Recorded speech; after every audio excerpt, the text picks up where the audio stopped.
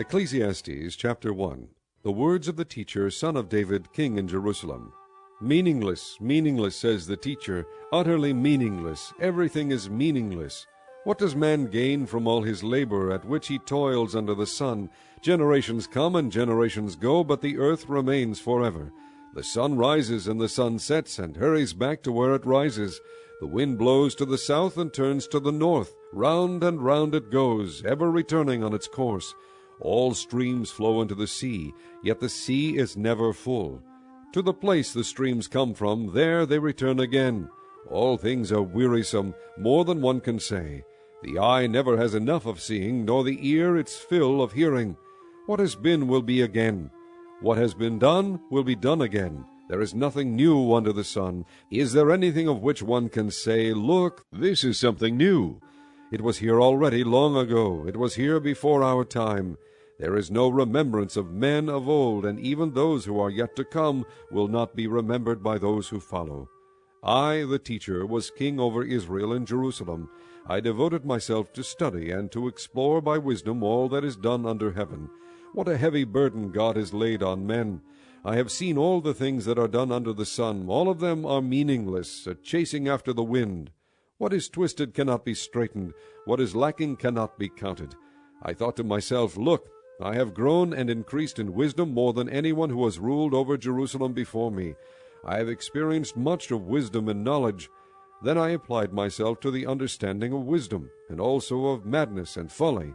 But I learned that this, too, is a chasing after the wind. For with much wisdom comes much sorrow. The more knowledge, the more grief. Chapter 2. I thought in my heart, "Come now, I will test you with pleasure to find out what is good." But that also proved to be meaningless. Laughter, I said, is foolish. And what does pleasure accomplish? I tried cheering myself with wine and embracing folly, my mind still guiding me with wisdom. I wanted to see what was worthwhile for men to do under heaven during the few days of their lives. I undertook great projects. I built houses for myself and planted vineyards. I made gardens and parks and planted all kinds of fruit trees in them.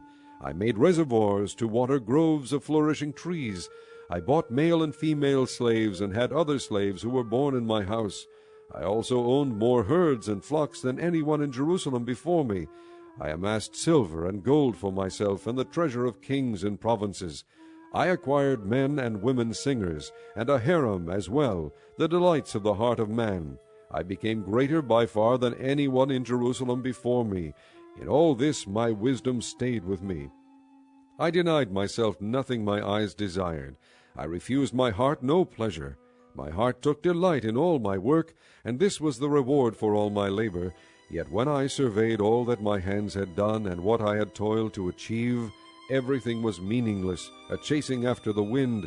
Nothing was gained under the sun. Then I turned my thoughts to consider wisdom, and also madness and folly. What more can the king's successor do than what has already been done? I saw that wisdom is better than folly, just as light is better than darkness. The wise man has eyes in his head, while the fool walks in the darkness. But I came to realize that the same fate overtakes them both. Then I thought in my heart, "The fate of the fool will overtake me also. What then do I gain by being wise?" I said in my heart, "This too is meaningless.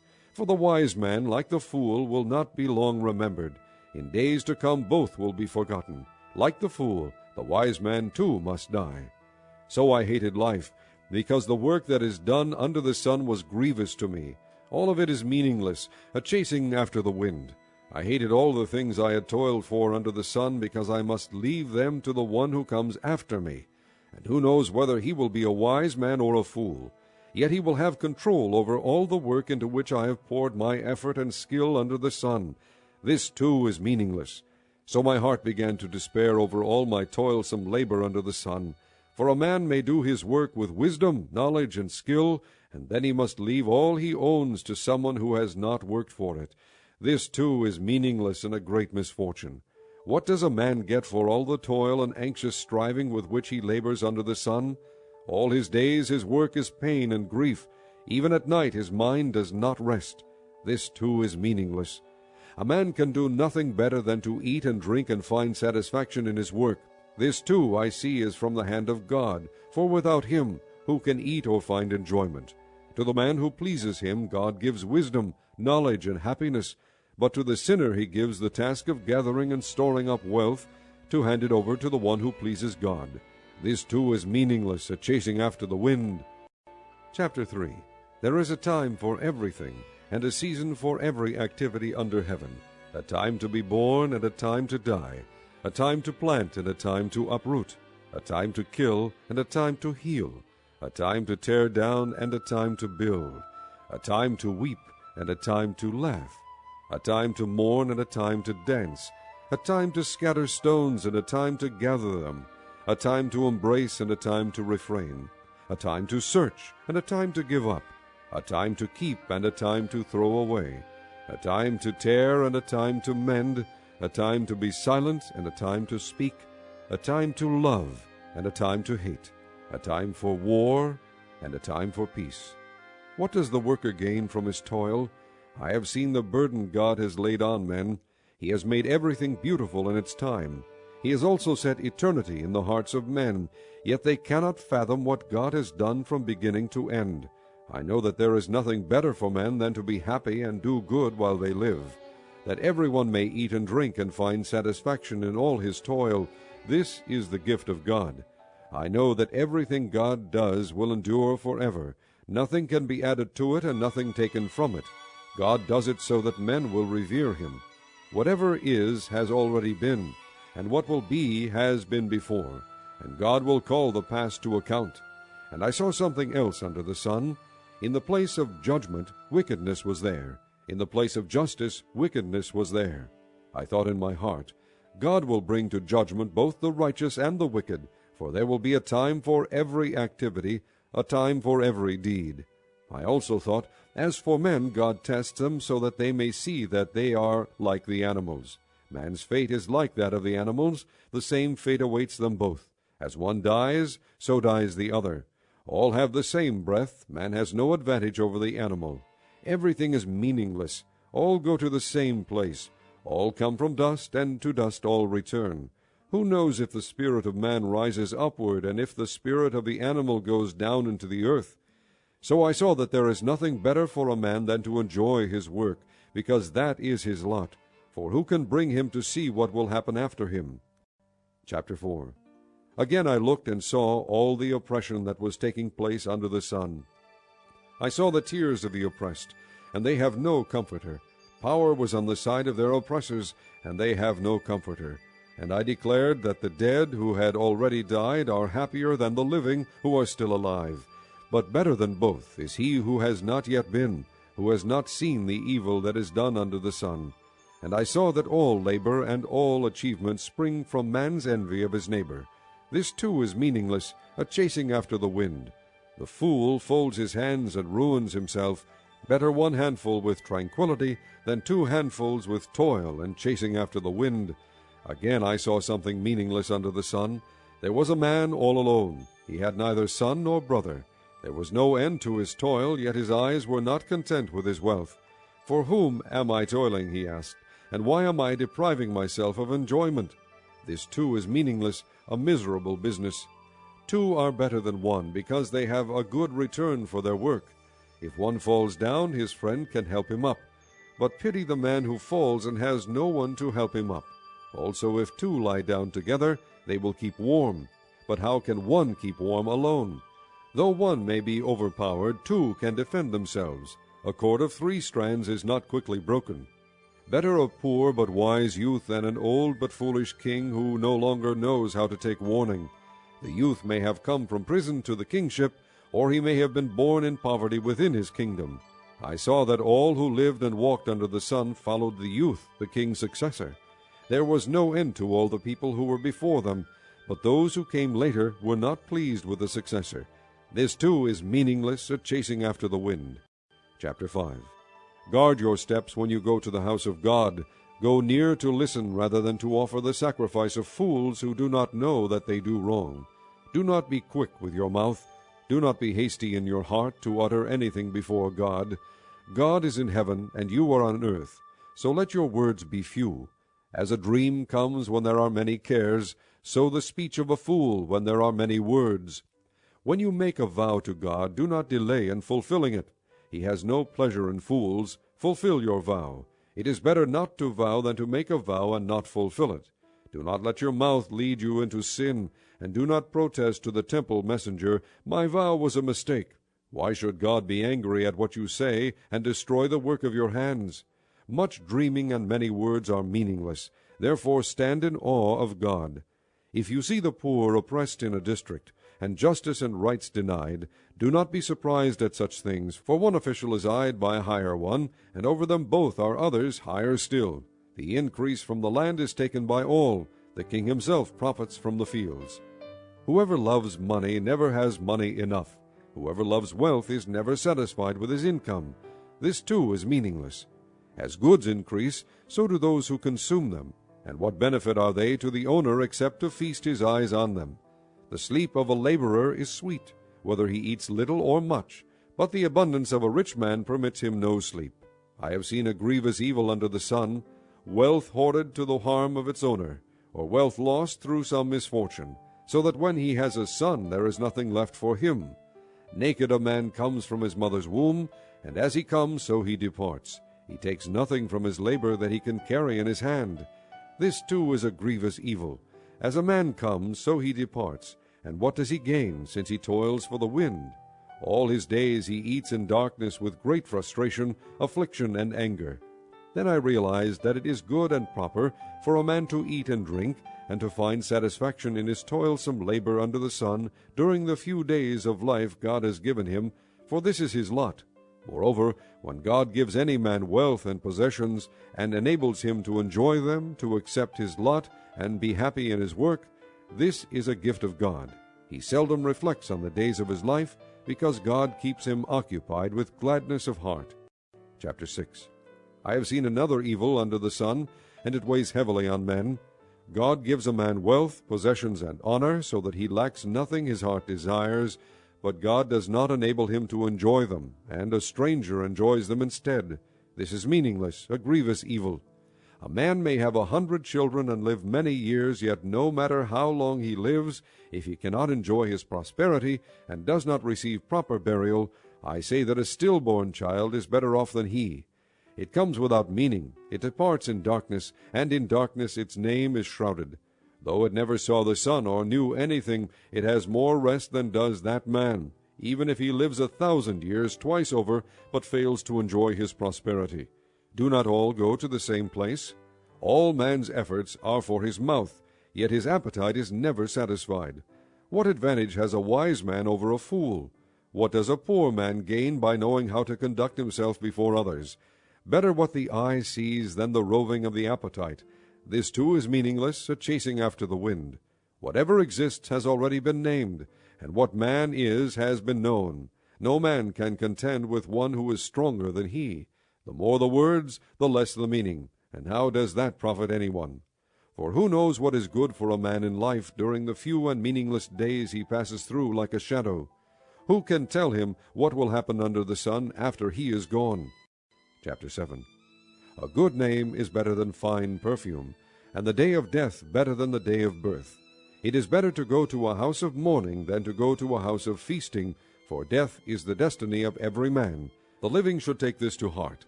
Sorrow is better than laughter, because a sad face is good for the heart.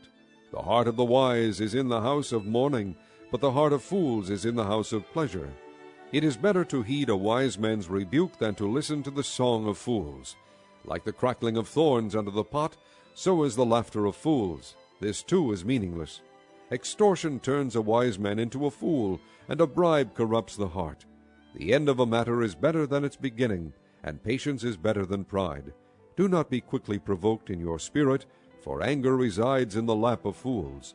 Do not say, Why were the old days better than these? For it is not wise to ask such questions. Wisdom, like an inheritance, is a good thing and benefits those who see the sun. Wisdom is a shelter, as money is a shelter. But the advantage of knowledge is this, that wisdom preserves the life of its possessor. Consider what God has done. Who can straighten what he has made crooked? When times are good, be happy. But when times are bad, consider, God has made the one as well as the other. Therefore a man cannot discover anything about his future. In this meaningless life of mine I have seen both of these, a righteous man perishing in his righteousness, and a wicked man living long in his wickedness.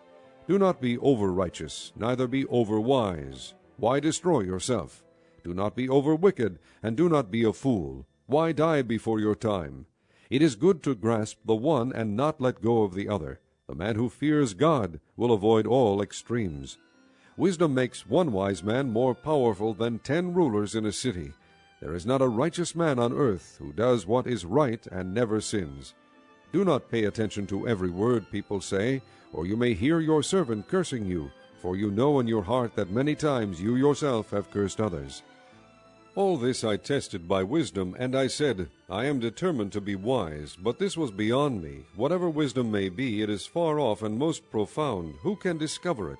So I turned my mind to understand, to investigate, and to search out wisdom and the scheme of things, and to understand the stupidity of wickedness and the madness of folly. I find more bitter than death the woman who is a snare, whose heart is a trap, and whose hands are chains. The man who pleases God will escape her, but the sinner she will ensnare. Look, says the teacher, this is what I have discovered.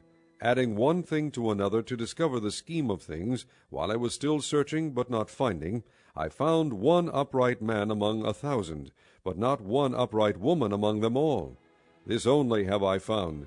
God made mankind upright, but men have gone in search of many schemes.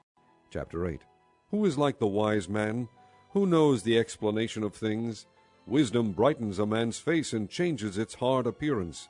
Obey the king's command, I say, because you took an oath before God. Do not be in a hurry to leave the king's presence. Do not stand up for a bad cause, for he will do whatever he pleases. Since a king's word is supreme, who can say to him, What are you doing?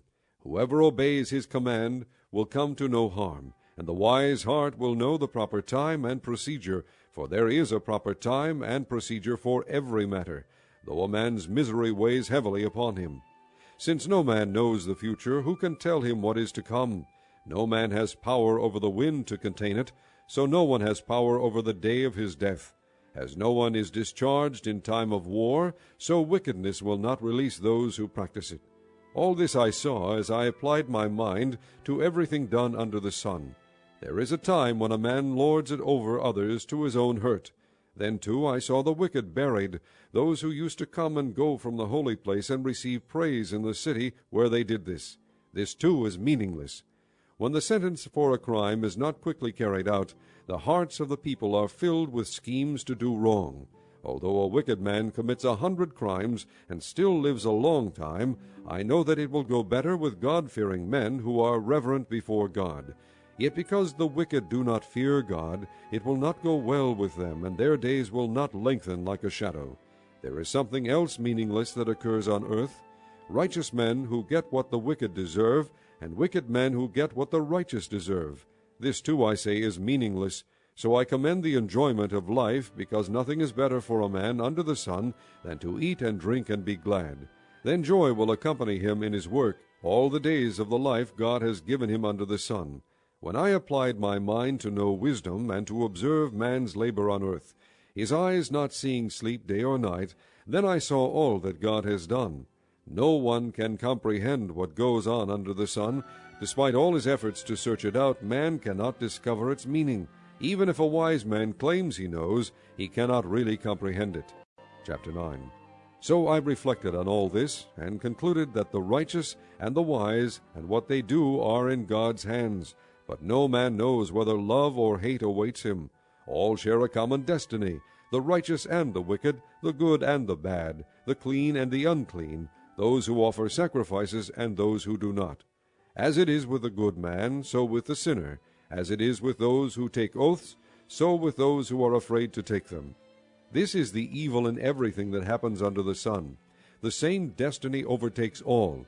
The hearts of men, moreover, are full of evil, and there is madness in their hearts while they live, and afterward they join the dead.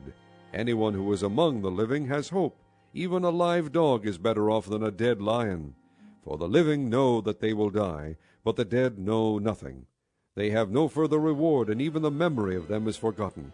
Their love, their hate, and their jealousy have long since vanished. Never again will they have a part in anything that happens under the sun. Go, eat your food with gladness, and drink your wine with a joyful heart, for it is now that God favors what you do. Always be clothed in white, and always anoint your head with oil. Enjoy life with your wife, whom you love, all the days of this meaningless life that God has given you under the sun, all your meaningless days. For this is your lot in life, and in your toilsome labor under the sun. Whatever your hand finds to do, do it with all your might. For in the grave where you are going there is neither working, nor planning, nor knowledge, nor wisdom. I have seen something else under the sun. The race is not to the swift, or the battle to the strong, nor does food come to the wise, or wealth to the brilliant, or favor to the learned, but time and chance happen to them all. Moreover, no man knows when his hour will come. As fish are caught in a cruel net, or birds are taken in a snare, so men are trapped by evil times that fall unexpectedly upon them. I also saw under the sun this example of wisdom that greatly impressed me.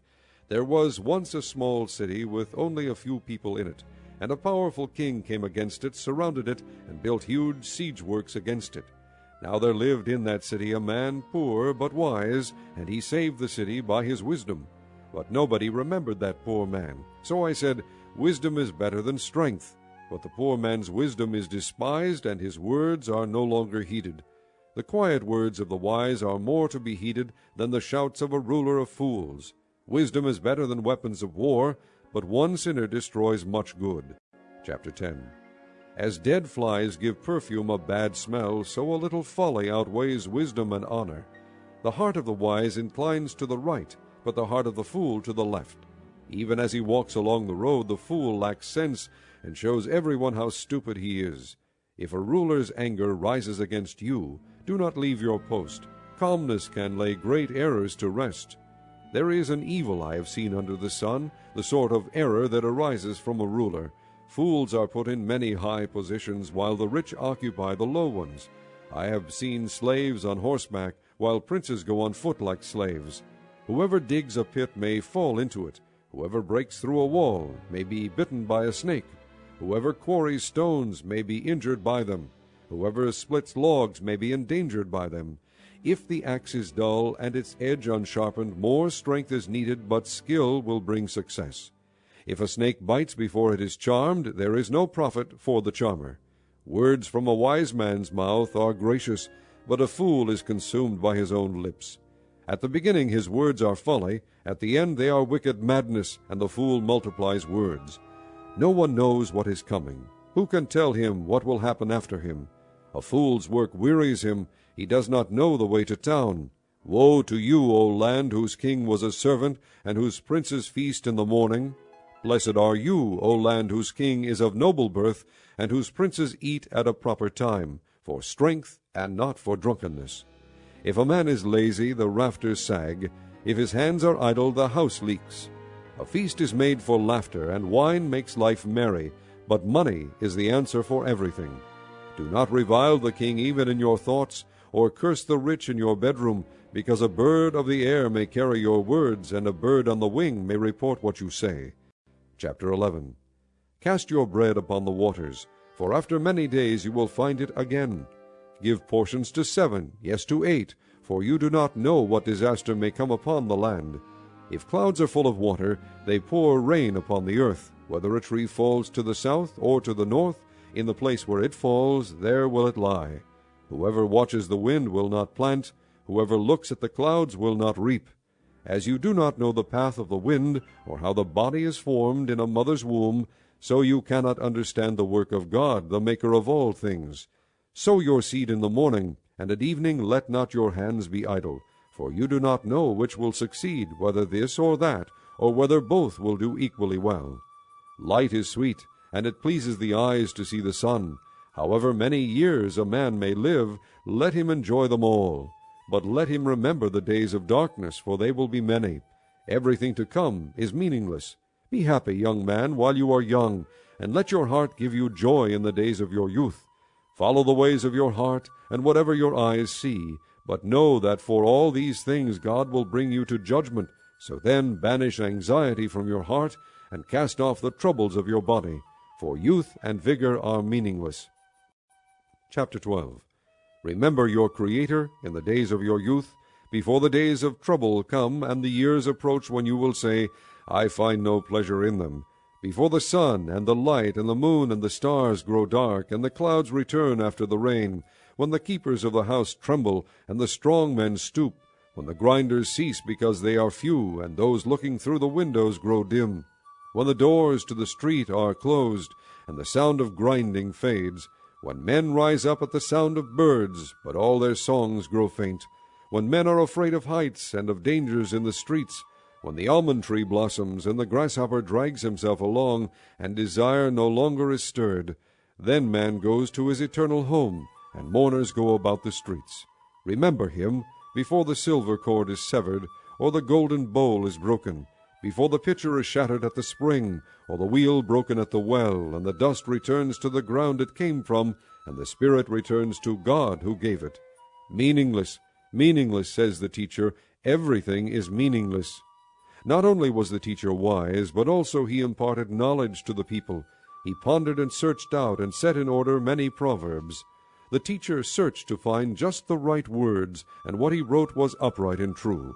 The words of the wise are like goads, their collected sayings like firmly embedded nails, given by one shepherd. Be warned, my son, of anything in addition to them. Of making many books there is no end, and much study wearies the body. Now all has been heard. Here is the conclusion of the matter. Fear God, and keep his commandments, for this is the whole duty of man. For God will bring every deed into judgment, including every hidden thing, whether it is good or evil.